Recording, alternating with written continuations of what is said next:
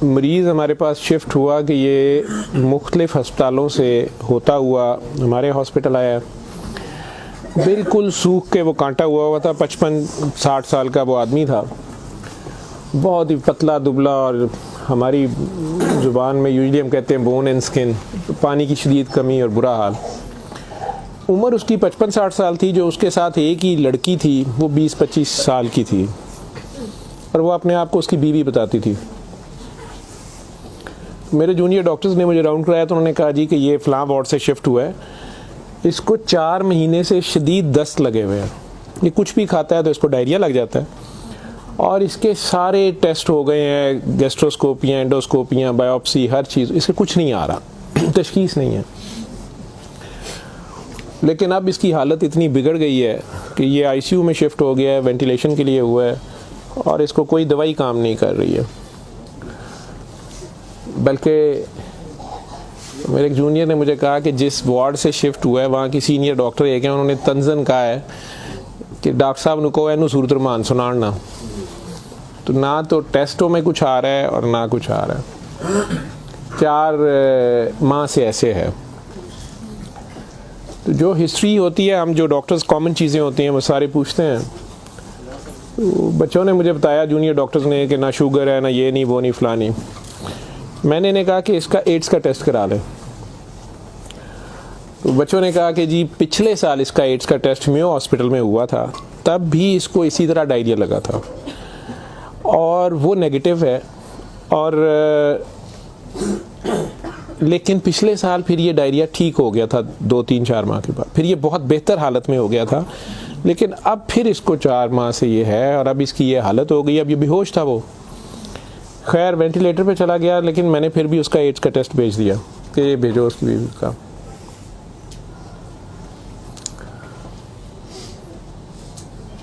सूरा रहमान हमारे आईसीयू में वैसे ही लगती है, सुबह दोपहर शाम, कई बार मिस हो जाए, दिन में कम से कम एक बार ज़रूर लग जाती है। कोई ना कोई डॉक्टर नर्स ड्यूटी अपनी समझ के इसको लगा देते हैं। वो भी लग रही थी, सारे पेशेंट्स थे। जहाँ तक जितनी मेरी याददाश्त साथ देती है कि तीसरा दिन था तो मेरी जूनियर डॉक्टर का मुझे फ़ोन आया, बड़ा पैनिकी। उसने कहा कि सर ये पेशेंट जो है इसकी हालत तो ख़राब ही है, वैसे ही है, बेहतर नहीं हो रहा ये वाला पेशेंट, इस पर अचानक एक चेंज आई है कि ये सूरा रहमान जब भी लगती है, मैंने नोट किया है, लेकिन नर्सेज सुबह से बता रहे थे, लेकिन मैंने ये नोट किया अब कि जब भी लगती है इसके नाक और मुंह से वैसे उसके पाइप डाला हुआ था, फेफड़े, हम सांस उसको मशीन, सांस वाली मशीन से जो है ना वो उसके लिए पाइप डाला हुआ था, नाक में भी एक नाली थी मैदे के लिए, बेहोश था। उसने कहा जी इसके नाक में से सुंडियां उबलना शुरू हो जाती हैं बाहर को, और नर्सेज इसके ऊपर ड्यूटी करने से तंग हो रहे हैं। तो अब शक्कर एक मशीन होती है जिससे हम मरीज़ के अंदर से एक बलगम निकालते हैं जो नेगेटिव प्रेशर से उसे सक करती है। तो सर इसको हम सक करते हैं, लेकिन ये नहीं समझ आ रही कि ये कहाँ से आ रहे हैं। मैंने कहा इसके मैदे से खींच के देखें, उन्होंने कहा जी उधर से नहीं आ रहे। मैं कहा इनकी सांस वाली नाली से आ रहे हैं, जी उसमें से भी नहीं आ रहे। लेकिन जब सूरा रहमान बंद करते हैं ये ख़त्म हो जाते हैं, ये बाहर नज़र नहीं आते। यहाँ हमारी हड्डियों में खाली जगह होती है, उन्हें हम साइनस बोलते हैं डॉक्टर्स। तो मैंने कहा यार फिर इसके ये साइनस से आ रहे हैं, और मेडिकली हम इसे मैगट्स इन्हें कहते हैं हम। शुगर का मरीज़ बेचारा आखिरी स्टेज पे, कई बार उसके ज़ख़म बहुत ख़राब हो जाए तो उसमें कीड़े कई बार पड़ जाते हैं इस तरह। लेकिन ये चीज़ मैंने नहीं सुनी थी, और ना ही उसकी कोई, ना वो शुगर का मरीज़ था ना कुछ और था। मैंने डॉक्टर साहब से कहा कि आप जो है ना इसका ये तो अब एंटीबायोटिक्स जा रही हैं, सारा कुछ जा रहा है, वैसे इसके एड्स के टेस्ट का पता करें वो कब तक आएगा। तो मुझे लग रहा है कि इसकी क़ुव्वत मुदाफ़ियत कोई नहीं है, और ये कीड़े इस तरह पड़ गए। अगले दिन जब मैं राउंड पे आया तो मुझे एक और कहानी पता चली। उन्होंने कहा जी कि इसकी बीवी जो है ना उसने कल रात को हमारी स्टाफ से लड़ाई की है, और वो क्रिश्चियन हमारी जो स्टाफ है नॉन मुस्लिम, शायद उन्हें बड़े गुस्से में उसने कहा कि तुम लोगों ने हमारा मरीज़ ख़राब कर दिया और कीड़े डाल दिए हैं, आप लोगों की केयर अच्छी नहीं है। थी वो बिल्कुल लोअर सोशियो इकनॉमिक स्टेटस से, पुअर, जो अनपढ़ तबका जिसे कहते हैं। तो कहती जी उसने काफ़ी शोर डाला है कि मेरा मियाँ तो बिल्कुल ठीक ठाक था, ये कीड़े आप लोगों ने 3 दिन के अंदर डाल दिए हैं। तो वो डॉक्टर साहब कहने लगे कि बड़ा अच्छी दलील दी है जो ड्यूटी नर्स थी, वो इसको कहने लगी है कि इधर आओ, बल्कि उस नर्स ने हमारी ने नोट किया कि ये सूरह रहमान जब लगती है तो ये ऐसे होता है, तो उसी ने डॉक्टर को मेंशन किया, लेकिन ये औरत शोर डाल रही थी। उन्होंने उसको दूसरे 2 मरीज़ों के पास ले गए जो हमारे पास 5-6 महीने से बेहोश, एक के सर में चोट थी तो उसके दिमाग ख़त्म हुआ, एक को वैसे फालिज से दिमाग ख़त्म हुआ था, तो उन्हें घर भी नहीं ले जाया जा सकता था, तो 4-6 माह से वो हमारे पास आईसीयू में है। तो उन्होंने उन्हें कहा कि ये देखो, अगर कीड़े पड़ने होते तो ये 6 महीने से हमारे पास हैं, तो इनके तो ज़ख़म भी नहीं है, पीछे बेड सोर बन जाते हैं, कुछ भी है, तो आपके मरीज़ को ये हमने 3 दिन में करना था, तो इनकी कोई बीमारी ऐसी है। और हमें एड्स वाला वो जो भी उन्होंने कहा कि जो टेस्ट हमने आपको दिए हैं ना कि करा के लाएं बाहर की लेबॉर्ट्री से या कहीं अंदर से, वो हमें ला के दो जाम से रिपोर्ट है। उसने कहा जी वो काफ़ी वैसे एग्रेसिव है, तो लेकिन उसके अलावा कोई और रिश्तेदार इसका है ही नहीं है, और वो कोई चीज़ ला भी नहीं रही, दवाइयाँ भी हमने खुद अपने फंड से शुरू कर ली हैं, इसका करना क्या है। और मसला ये है कि ये जिस वक्त सूरह रहमान लगती है तो ये कीड़े इसके अब तो आंखों से भी कुछ निकले हैं, तो इसके नाक और मुंह से उबलना शुरू हो जाते हैं, लेकिन जब हम बंद करते हैं थोड़ी देर बाद वो मुंह में कहीं नज़र नहीं आते। तो हमारा ये ख्याल था कि सूरह रहमान बंद कर देते हैं। इसकी बीवी ने भी कहा कि ये तुम लोग फिर बंद करो, पता नहीं क्या तुम लोग लगाते हो। तो वो जो हमारी नॉन मुस्लिम सिस्टर थी, उन्होंने उसे कहा कि मेरी बात सुनो, मुझे नहीं पता इसे क्या बीमारी है, लेकिन वो इसे प्रेयर कहती थी। उन्होंने कहा जब ये प्रेयर लगती है ना, ये कीड़े इसको छोड़ के भागते हैं, ठीक है, तो मैं तो कहती हूँ इसको 24 घंटे यही सुनाई जाओ।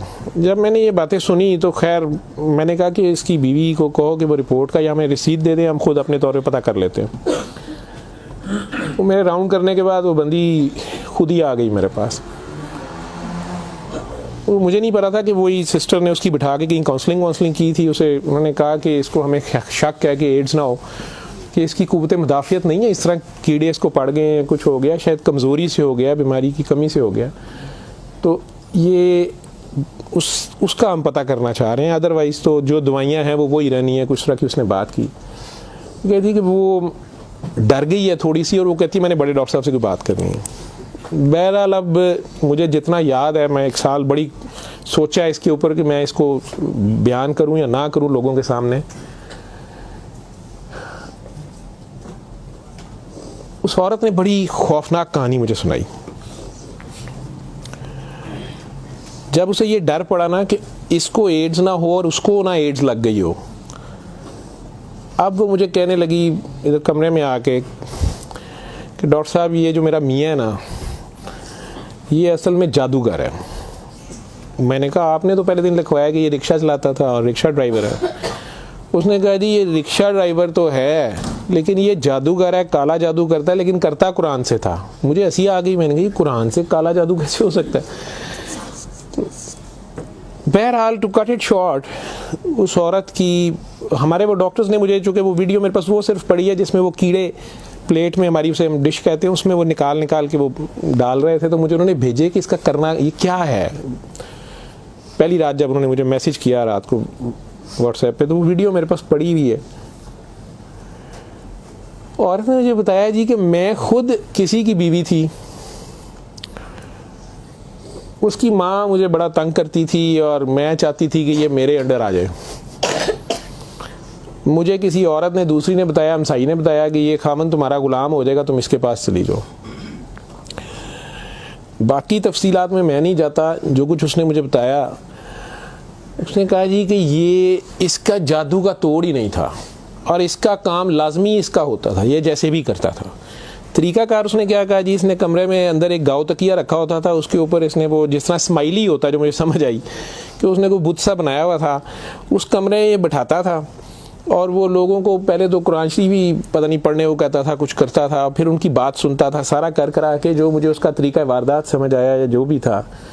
उसने कहा जी कि जो गरजमंद होता था ना, वो दीवाना, औरतें बड़ी दीवानी होती थी, ठीक है, या यंग लड़के लड़कियां कि मेरी वहाँ शादी हो जाए, वहाँ हो जाए, औलाद हो जाए, कई लड़के आते थे।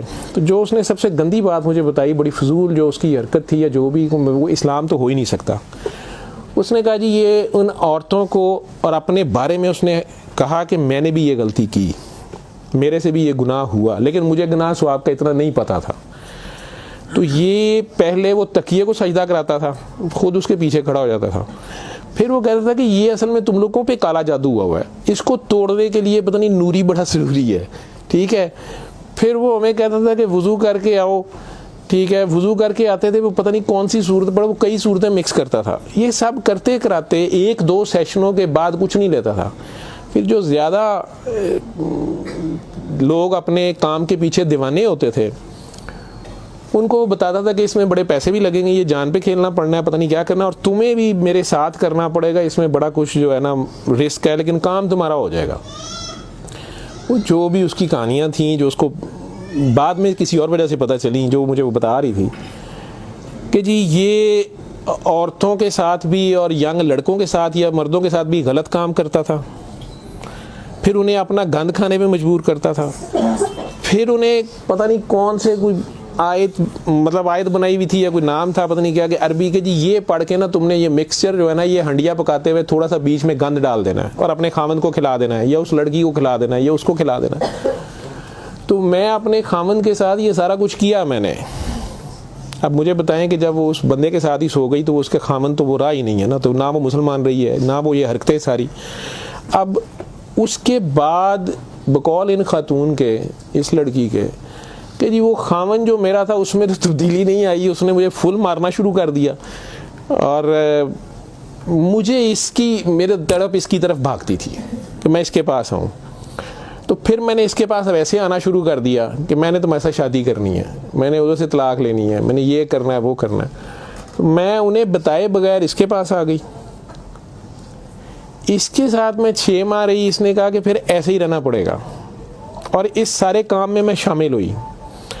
तो इसने वैसे मुझे कहा कि निकाह हो गया है हमारा, कुरान शरीफ पे इसने निकाह किया। उसने कहा हम दोनों की रजामंदी निकाह है, वो पीछे से तलाक लेके नहीं आई, ठीक है। उसके बाद इसको ये डायरिया लग गया। डायरिया लगने के बाद ये कहती है कि जी मेयो अस्पताल में जब हम थे 4 महीने हमें हो गए, और बुरा हाल था इसका पिछले साल। तो ये एक दिन मुझे कहने लगा कि मैं कहता हूँ कि मैं अल्लाह से तौबा कर लूँ, अल्लाह मेरी जान बख्शी कर दे, तो मैं तौबा करूँ और मैं ना अब रिक्शा ही चला के उसमें जितनी रोटी रोज़ी होगी तू मेरे साथ गुजारा कर लेगी, और तू भी वापस चली जा अपने खामन के पास, ठीक है। और उधर से जाके तलाक ले ना ले, और ये निकाह नहीं है, और जो भी उसने कहा कि जी हमने तौबा कर ली बकौल उसके, जो उसकी समझ थी। ये कहती है जी मैं वापस गई, मेरे खामन ने फिर मुझे मारा। उसने कहा मैं तुम्हें तलाक दे चुका हूँ, तुम मेरी तरफ से फारिग हो, तुम कहाँ से आई हो, ये आई हो, इतनी देर बाद आई हो, जो भी आई हो। खैर मैं फिर वापस इसके पास आई। ये कहती है कि जी वो मैं कोई 48 घंटे बाद, शायद 2 दिन बाद वापस आई है। देखो मैं अस्पताल थी, डॉक्टर बड़े हैरान सन, ये पेट से ठीक हो गया सी, यदि टट्टियाँ रुक गई सन। उन्होंने क्या दवाई फलानी माफक आ गई है, फलानी माफक आ गई है। तो ये अपने पैरों पे खड़ा हो गया। अगले कोई 10-12 दिनों में उन्होंने छुट्टी दे दी। फिर ये मुझे मस्जिद एक में लेके गया, वहाँ हमने निकाह किया, ठीक है। निकाह किया, ये रिक्शा चलाना शुरू हो गया। तो डॉक्टर साहब 6 महीने इन्हें बड़ी मेहनत की थी, ये रिक्शा भी चलाया, मैं भी कदे सुखी गिली खांदे सा चंगा भला सी।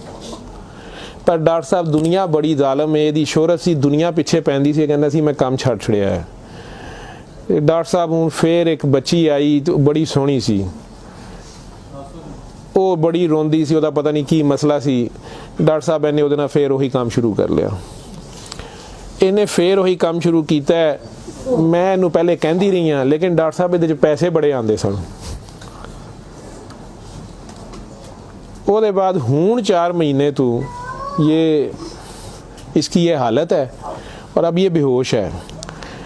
अब मैं अल्लाह से तौबा करना चाहती हूँ, अल्लाह मुझे माफ़ कर दे, मुझे तो समझ नहीं थी, तो मुझे माफ़ी ले दें, और इसका अब क्या बनेगा और क्या नहीं बनेगा। मैंने ये काफ़ी बीच में से सेंसर करके आप लोगों को सारी बात सुनाई है। और मुझे कहती है जो कीड़े इसके अंदर से निकलते हैं ये क्यों आ रहे हैं, ये कहाँ से आ रहे हैं। मैं कि बीबी ये, मैंने उसे साइनसेस वगैरह समझाया। मैं कि ये इसके बहुत ज़्यादा खून की कमी है, इसके अंदर जरासीम पड़ गए हैं, जो भी मैं डॉक्टरी, तो मैं उसे और क्या मैं उसे कहता।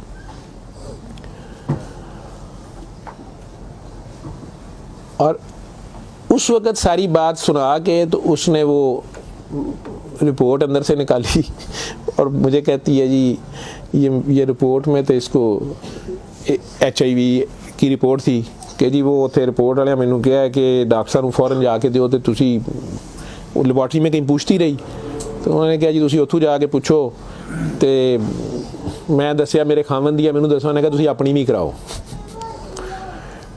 तो डॉक्टर साहब ये रात दी मेरे कोल है तो मैं मैनू तो नहीं बीमारी होएगी मैं सूरत रमान सुन ला मैंने कहा जी आप भी सुने 7 दिन सुने मैं आपको क्या कह सकता हूँ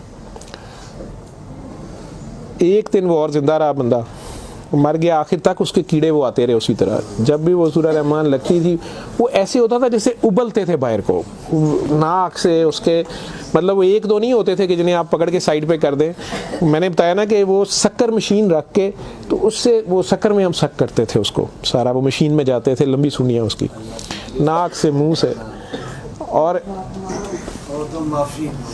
आखिर में वो औरत भी उसकी डेड बॉडी लेने में भी तैयार नहीं थी नहीं जी ये मैं इन्हू कितने दबांगी ये वो मैं कि नहीं अब इसको ये तो आप नहीं लेके जाना हम हॉस्पिटल से हम और क्या कर सकते हैं अल्लाह जाने कि ये साल पुरानी बात हमारे हॉस्पिटल में रह के गया पेश अव्वल तो मुसलमान ना जादू कर सकता है अगर वो जादू वाला इल्म कहीं से सीख भी लेता है या अपने तरीके से वो समझता है वो जादू कर रहा है तो वो मुसलमान नहीं रहता एक चीज़ कुरान को ही लोग मिसयूज़ करते हैं नापाक हालत में गलत तरीके से बड़ा कुछ करते हैं और कई बार हम नासमझी में भी अपना खसारा बढ़ाते हैं हमें समझ नहीं होती और हम कुछ चीज़ें करते हैं कुरान खुद कह रहा है कि इससे मोमिन के लिए शिफा और रहमत है और जालिम इसी में से अपने लिए खसारा बढ़ा